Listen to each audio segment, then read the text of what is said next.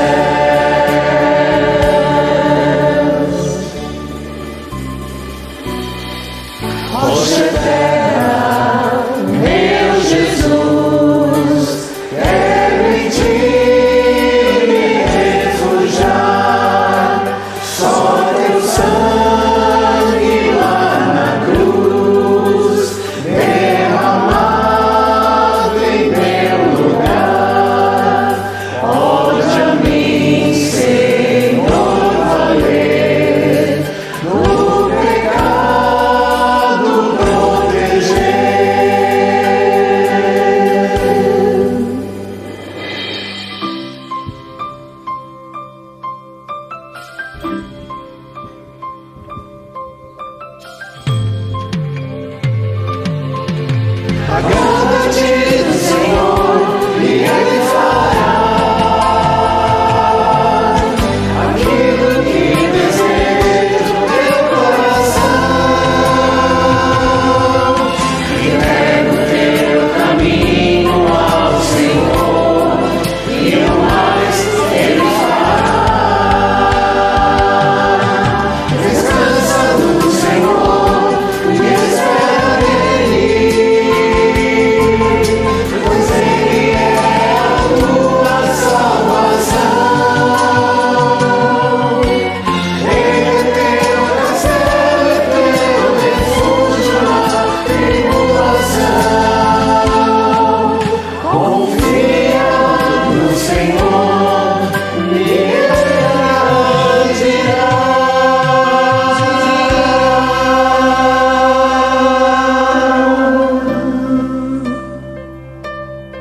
Glória a Deus.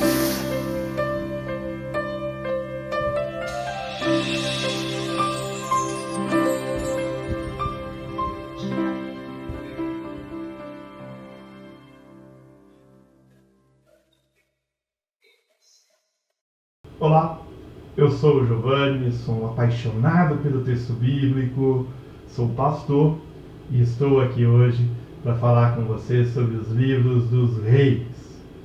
Os dois livros, primeiro e segundo reis, formavam uma única unidade, mas na Septuaginta, na tradução grega da Bíblia hebraica, assim como Samuel, reis também foram divididos em dois livros. E os livros narram os reinados de Israel e Judá até o exílio. Só que enquanto os livros de Samuel perfazem 50 anos a história, os livros dos reis abrangem 400 anos essa história. São 4 séculos de história. O centro da narrativa é o Reino do Sul. As ocorrências do Reino do Norte são mencionadas de passagem, ainda que de suma importância histórica. Curiosamente, os livros mencionam obras que se perderam no tempo. Vamos ver algumas delas. 1 Reis 11:41 diz assim: os demais acontecimentos do reinado de Salomão, incluindo todos os seus feitos e sua sabedoria, estão registrados no livro dos Atos de Salomão. Veja, temos a primeira citação de uma obra, o livro dos Atos de Salomão. Em 1 Reis 14:19 diz assim: os demais acontecimentos do reinado de Jeroboão, as guerras e o modo como governou, estão registrados no livro da história dos reis de Israel. Livro da história dos reis de Israel. Temos um outro livro aqui, também chamado de livro dos reis, mas agora dos reis de Israel, não de Judá. E 1 Reis 14:29 diz assim: os demais acontecimentos do reinado de Roboão e tudo o que ele fez estão registrados no livro da história dos reis de Judá. Veja, temos um livro da história dos reis de Israel e temos um livro da história dos reis de Judá, além do livro de Atos de Salomão. Então nós temos aí outras obras que circularam e que serviram de apoio para a composição dos livros dos reis. Embora chamado de livro dos reis, os personagens centrais destes livros são os profetas. 1 Reis 13:14 e também 16 falam de anúncios proféticos de juízos. Além destes, tanto 1 quanto 2 Reis trazem a história de dois profetas que você já ouviu falar deles, com toda certeza, que são Elias e Eliseu. Mas por que relatar tanta ação profética em meio ao relato dos reis? Por que falar tanto de profeta? Ora, os historiadores deuteronomistas estão apontando para os leitores que Deus, que Javé, corrige os rumos e age com justiça, mesmo quando os reis estão distantes dos preceitos de Deus. Mesmo quando há infidelidade por parte do povo, Deus move a história e levanta homens e mulheres para corrigir e apontar a direção. Como podemos, então, esboçar os livros dos reis? 1 Reis 1 e 2, nós temos o fim da história da sucessão ao trono, a morte de Davi e Salomão assume o governo. De 1 Reis 3 a 11, nós temos o reinado de Salomão. De 1 Reis 12 a 2 Reis 17, nós temos a história dos reinos de Judá e Israel. E de 2 Reis 18 a 25, a história de Judá após o fim de Israel até o exílio. Mas como eu disse há pouco, nós temos dois personagens neste livro que são centrais: Elias e Eliseu. Portanto, eu não posso olhar para o livro dos reis apenas na perspectiva dos reis.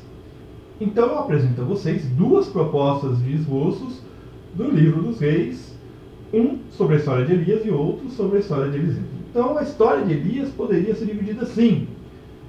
De 1 Reis 17, 1 a 6, nós temos Elias predizendo a Acabe uma seca e ele se refugia junto à torrente de Querite. Do versículo 7 a 24 do mesmo capítulo, temos o episódio de Elias com a viúva de Sarepta. Em 1 Reis 18, de 1 a 19, Elias e Acabe. De 20 a 46, a sentença de Deus no Monte Carmelo. 1 Reis 19, de 1 a 18, a manifestação de Deus no Horebe. Do 19 ao 21, a vocação de Eliseu. 1 Reis 21, de 1 a 29, a vinha de Nabote. E por fim, 2 Reis 1, Acasias manda mensageiros a Baal-Zebude de Ecrom. Elias prediz, por isso, a sua morte. Já a jornada do profeta Eliseu pode ser assim esboçada. Em 2 Reis 2, Elias é elevado ao céu e Eliseu é feito seu sucessor. A separação das águas, dessalinização das fontes, difícil palavrinha, hein? Morte dos rapazes que zombam de Eliseu.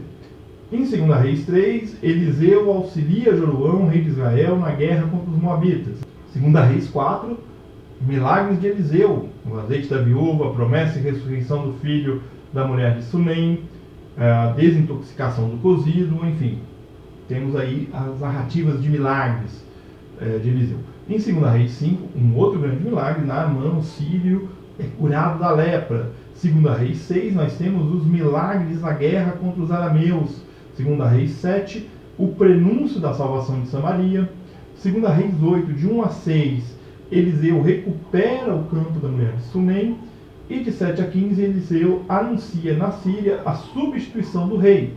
Dos versículos 16 a 29, nós temos ali os reis judaítas, Joroão e Acasias, lidando com Eliseu. Em 2 Reis 9, a revolta de Jeú, por iniciativa de Eliseu. E em 2 Reis 13, a morte de Eliseu, e os seus ossos operam ali um milagre. Uma recomendação que eu deixo para você é você ler o livro dos reis com um manual de história de Israel ao lado. Principalmente com um panorama do período abrangido pelos livros e uma lista de reis para você não se perder nos relatos. Nós encerramos aqui a nossa jornada pela história deuteronomista e no nosso próximo encontro nós entraremos na literatura cronista falando no ponto de partida dos livros das crônicas. Um grande abraço, que Deus abençoe sua vida e nós continuamos juntos aprendendo com Jesus a beleza de viver.